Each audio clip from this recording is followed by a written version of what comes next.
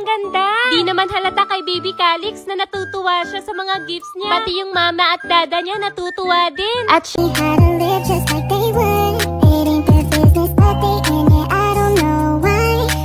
Hi mga unggoy! So ngayon mga unggoy, mag-unboxing kami ng mga gifts ni Baby Calix. Tara na mga unggoy, mag-unboxing na tayo! Eto palang ina-unbox namin mga unggoy galing sa mga relatives ni Bobby. Grabe mga unggoy, sobrang daming gifts. Tuwang-tuwa si Baby Calix. Grabe mga unggoy, nung bata pa ako, hindi ko talaga naranasan to. Kaya ngayon, ipaparanas ko talaga sa anak ko lahat ng hindi ko naranasan dati. Eto pala mga unggoy, yung gift ng Journey. May bag na Mickey Mouse. At may stuffed toy na Mickey Mouse din. Nagustuhan talaga ni Baby Calix yung gift ng Journix at ni Baby Zia mga unggoy. At eto naman, gift ni Kuya Jomar. Thank you so much po sa lahat ng nagbigay ng gifts kay Baby Calix. Eto naman mga unggoy, gift ni Kuya Gray. Grabe mga unggoy, sobrang dami din ng gift ni Kuya Gray para kay Baby Calix. Matutuwa talaga si Baby Calix neto, may bago na siyang bike. Ayan naman mga unggoy, ang gift ng mga tita niya sa side ni Bobby. Eto naman mga unggoy, gift ng mama ni Bobby. Grabe, nakakatuwa naman. Ang dami ng lalaroin ni Baby Calix.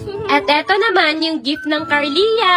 At dito na tayo sa mga malalaki. Eto mga unggoy, galing pala kay Ninang Sashna. Wow, grabe, ang ganda. Di naman halata kay Baby Calix na natutuwa siya sa mga gifts niya. Pati yung mama at dada niya natutuwa din. At syempre, hindi magpapahuli ang Cynthia. Grabe, sobrang laki din. Wow, kotse na naman. Ang bata-bata pa ni Baby Calix, pero ang dami niya ng mga kotse. Saan kaya namin ipapark mga to? Ayan mga unggoy, na-haggard ako kaka-assemble ng kotse ni Baby Calix, kaya mag-retouch muna tayo gamit ang Prestige International Lip Tint. Nakaka-hydrate and nakaka-moisturize at sobrang pigmented ng lip tint na to mga unggoy. Kaya itry nyo na. So eto na pala yung gift ng Cynthia. Eto pala mga unggoy, yung kay Ate Swera. Thank you po sa lahat na nagbigay ng gifts kay Baby Calix. Don't need no one to tell